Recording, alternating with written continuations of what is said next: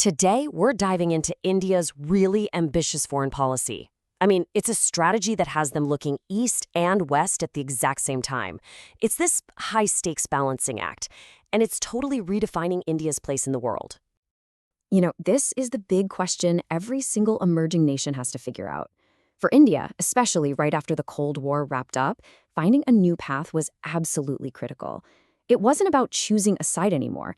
It was about forging their own path. So how did they pull it off? Well, instead of just picking one alliance, India did something really smart.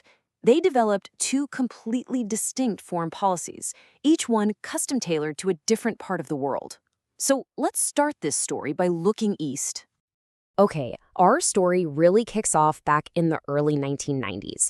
This is when India started turning its attention toward its neighbors in Southeast and East Asia, and they launched a policy that would literally reshape its role in the entire region. So this Look East policy, which got started in 1991 under Prime Minister P.V. Narasimha Rao, was a really deliberate pivot. The main goal? To plug India's economy into the booming economies of the region. We're talking especially about the Association of Southeast Asian Nations, ASEAN. But it was also about strategically setting itself up as a regional counterweight to China's growing influence. And the results? Honestly, they were staggering. The trade with those ASEAN nations just exploded. It went from a mere $2 billion back in the early 90s to $75 billion by 2018. This just proves it wasn't some abstract political idea. No, this was a massive economic engine. And that incredible growth, it was all built on a foundation of some really key partnerships. Now, while the 10 ASEAN countries were definitely the heart of the policy, India was also busy forging crucial relationships with other major players in the region, like Japan, South Korea, and Australia. And they were focused on everything from trade deals to security cooperation. Fast forward to 2014, and the policy gets a major upgrade. Prime Minister Narendra Modi's government changed it to the Act East policy. And listen, this was way more than just a name change. It signaled a huge shift from just basic economic engagement to a much more proactive, hands-on stance focusing on security, building infrastructure, and real strategic action. All right, so now let's pivot and look at the other side of the map. Because while India was acting east, it was also simultaneously looking west, specifically towards the Middle East and North Africa. This is a region that's absolutely vital to its interests, but for a totally different set of reasons.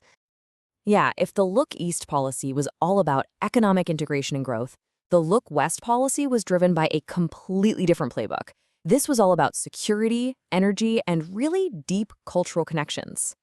So, there were three key things fueling this Look West policy. First up, energy security. I mean, India is heavily dependent on Middle Eastern oil, so regional stability is absolutely essential for its own economy. Second, you have cultural diplomacy. India has deep historical ties and a huge influential Indian diaspora in the region, and they really leverage that. And third, security. This meant forging vital partnerships with countries like Israel and the Gulf states to fight things like terrorism. Okay, so we've seen each policy on its own. Now let's put them right next to each other to really get a handle on how this two-front strategy actually works. This comparison just makes the contrast crystal clear, doesn't it? The Act East policy is all about opportunity, plugging into Asia's economic growth story while keeping a strategic eye on China. Look West, on the other hand, is really about necessity, securing those vital energy supplies and managing immediate security threats like terrorism. These are two totally different playbooks for two totally different challenges.